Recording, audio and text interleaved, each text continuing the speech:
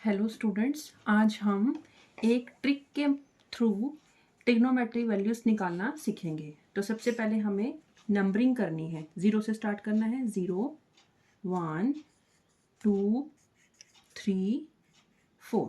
जैसे यहाँ पे 4 पे स्टॉप हुआ है तो नेक्स्ट लाइन में हम 4 से स्टार्ट करेंगे। तो पहला आएगा 4 3 2 1 0। अब जैसे यहाँ पे 0 पे स्टॉप हुआ तो नेक्स्ट लाइन में हम क्या करेंगे, 0 से स्टार्ट करेंगे। तो 0 1 2 3 4, ये काम हो गया। जो फर्स्ट टू रो है मीन्स साइन और कोस है, उनकी जो वैल्यूज हैं उनको हम 4 से डिवाइड करेंगे। 4 4, हर एक डिजिट को हम 4 से ही डिवाइड करेंगे। ऐसे ही हम यहाँ पे करेंगे 4 4 4 4 4। लेकिन टेंजेंट में क्या होगा, जहाँ पे 4 पे स्टॉप हुआ था ना, तो हम जब इसको डिवाइड करेंगे तो पहला डिजिट यहाँ पे 4 लेंगे, फिर क्या लेंगे 3 लेंगे, फिर लेंगे 2, मीन्स अपोजिट 4 3 2 डिक्रीजिंग वे में 1 0। जब इतना हो जाए तो अब हमने क्या करना है, जो फर्स्ट वैल्यू है उसका हमने लेना है स्क्वायर रूट। 0.4 क्या होता है, 0 ही होता है। नेक्स्ट स्क्वायर रूट लेंगे। अब अगर तो टर्म पहले ही कैंसिल हो रही हैं तो कैंसिल कर लो, फिर स्क्वायर रूट लो। अब 1 और 4 कैंसिल नहीं होते हैं, और 1 का स्क्वायर रूट क्या होता है 1, 4 का स्क्वायर रूट क्या होता है 2। ऐसे ही अब स्क्वायर रूट लेंगे। सबसे पहले क्या करेंगे, अंदर कटिंग करेंगे 1 2। अब 1 का स्क्वायर रूट क्या होता है 1, और 2 का क्या होता है √2। 3 और 4 आपस में नहीं कट होते। जब हम स्क्वायर रूट लेंगे तो क्या आएंगे √3, और 4 का क्या हो जाएगा 2। ऐसे ही जब स्क्वायर रूट लेंगे 4 4 से कैंसिल हो जाएगा, और √1 क्या आएगा 1। अब ऐसे ही हम नेक्स्ट में करेंगे square root square root square root square root square root. Cutting करो 1 आ गया, 1 का स्क्वायर रूट 1। कटिंग नहीं हो पाती है, ठीक है, √3 और 4 का स्क्वायर रूट 2। कटिंग करेंगे 1 2, 1 का स्क्वायर रूट 1, 2 का स्क्वायर रूट √2। कटिंग नहीं होती है, 1 का स्क्वायर रूट 1 होता है, 4 का क्या होता है 2, और 0.4 क्या होता है 0। ऐसे ही next square root square root square root square root square root. 0.4 0 ही होता है। 1 और 3 आपस में कटिंग नहीं होती है। 1 का स्क्वायर रूट 1, 3 का स्क्वायर रूट √3, 2 2 से कैंसिल हो गया, 1 आया, 1 का स्क्वायर रूट क्या होता है 1। √3 सॉरी 3 और 1 आपस में कैंसिल नहीं होते हैं, लेकिन √3 का हम लिखेंगे √3, 1 का स्क्वायर रूट 1। और किसी भी टर्म के नीचे अगर 0 आता है तो वो क्या होती है नॉट डिफाइंड, मीन्स हमें नहीं पता इसकी वैल्यू क्या होगी। अब जैसा कि हमें पता लग चुका है कि अब हमारी साइन की 0 डिग्री पे वैल्यू कितनी होगी 0 होगी। साइन की 30 डिग्री पे वैल्यू कितनी होगी 1/2 होगी। साइन की 45 पे वैल्यू कितनी होगी 1/√2 होगी। ऐसे ही √3/2 60 डिग्री पे होगी, और 90 पे कितनी होगी 1।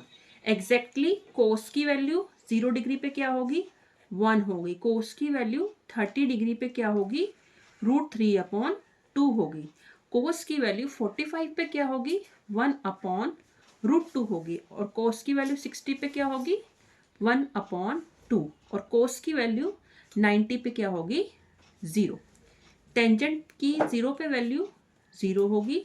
टेंजेंट 30 वैल्यू क्या देगा 1/√3, और टेंजेंट 45 वैल्यू क्या देगा 1, और टेंजेंट 60 वैल्यू क्या देगा √3, और टेंजेंट 90 वैल्यू क्या देगा नॉट डिफाइन। जब हमारे पास साइन कोस और टेंजेंट इन तीनों की वैल्यूज निकल जाती हैं तो हमें पता है कि साइन और कोसिकेंट थीटा एक दूसरे के रेसिप्रोकल होते हैं। जैसे साइन की वैल्यू 0 पे 0 डिग्री है, तो कोसिकेंट पे क्या, जैसे हम कहते हैं 0 को क्या लिखते हैं 0.1, तो कोसिकेंट पे क्या होगा वो 1/0। अब हमने कहा कि जिसके नीचे 0 आ गया वो क्या है नॉट डिफाइंड, तो इस पे वैल्यू नॉट डिफाइंड। अब साइन की वैल्यू 30 डिग्री पे क्या है 1/2, तो कोसिकेंट पे क्या होगी 2/1। साइन थीटा की वैल्यू 45 पे क्या है 1/√2, तो कोसिकेंट पे क्या होगी √2/1। साइन की वैल्यू 60 डिग्री पे क्या है √3/2, तो कोसिकेंट की वैल्यू 60 डिग्री पे क्या होगी 2/√3। एग्जैक्टली कोसिकेंट की वैल्यू 90 पे क्या होगी 1। इसी तरीके से जो सीकेंट होता है वो किसका अपोजिट होता है कोस का, तो कोस की वैल्यू 0 डिग्री पे क्या आ रही है 1 आ रही है, तो सीकेंट पे भी क्या आएगी 1 आएगी। सीकेंट की वैल्यू अब 30 डिग्री पे कितनी आएगी, कोस की तो √3/2 आ रही है, तो इसकी क्या आएगी 2/√3। सीकेंट की वैल्यू 45 पे कितनी आएगी, अब हम चेक करेंगे कोस की वैल्यू 45 पे कितनी है 1/√2 है, तो हमें पता है ना सीकेंट इसका अपोजिट होता है, तो इसकी वैल्यू क्या आएगी √2/1। ऐसे सीकेंट की वैल्यू 60 डिग्री पे क्या होगी, कोस की वैल्यू क्या है 1/2 है, तो सीकेंट की 60 पे क्या होगी 2/1। अब सीकेंट की वैल्यू 90 पे क्या होगी, हम चेक करते हैं कोस की वैल्यू 90 पे कितनी है 0 है, मीन्स 0/1 है, तो सीकेंट की कितनी होगी 1/0, जो कि क्या है नॉट डिफाइंड, क्योंकि किसी भी टर्म को 0 डिवाइड नहीं कर सकता, इस वैल्यू को हम कंप्यूट नहीं कर सकते। अब लास्ट में कोट की वैल्यू रहेगी, हमें पता है कोट टेंजेंट का अपोजिट होता है। अब टेंजेंट की वैल्यूज हमारी सब ये निकली पड़ी हैं, तो हम क्या करेंगे इन वैल्यूज को रेसिप्रोकल कर देंगे तो कोट की वैल्यू आ जाएगी। तो टेंजेंट की वैल्यू क्या है 0 मीन्स 0/1, तो कोट की वैल्यू क्या होगी 1/0। ऐसे ही कोट की वैल्यू 30 डिग्री पे क्या होगी, टेंजेंट की वैल्यू 30 डिग्री पे क्या है 1/√2 है, तो इस पे क्या होगी 1/√3 है, तो इसकी क्या होगी √3/1। अब कोट की वैल्यू टेंजेंट पे हमने चेक करनी है, कोट की वैल्यू 45 पे हमने चेक करनी है, वो क्या है, अब टेंजेंट की वैल्यू 45 पे क्या है 1 है, तो कोट की वैल्यू 45 पे क्या होगी 1 होगी। अब देखो टेंजेंट की वैल्यू 60 डिग्री पे क्या है √3 मीन्स √3/1 है, तो कोट की वैल्यू 60 डिग्री पे क्या होगी 1/√3 होगी। टेंजेंट की वैल्यू 90 पे क्या है नॉट डिफाइंड है, याद रखना बच्चों नॉट डिफाइंड है ना, किसी के अपोजिट में 0 है, तो जब हम इसको अपोजिट करेंगे मीन्स 0/4, इसको हम लिखेंगे क्या 0/4 मीन्स क्या आ गया 0 आ गया। तो इस तरीके से हम ट्रिग्नोमेट्री वैल्यूज निकाल सकते हैं। Thank you.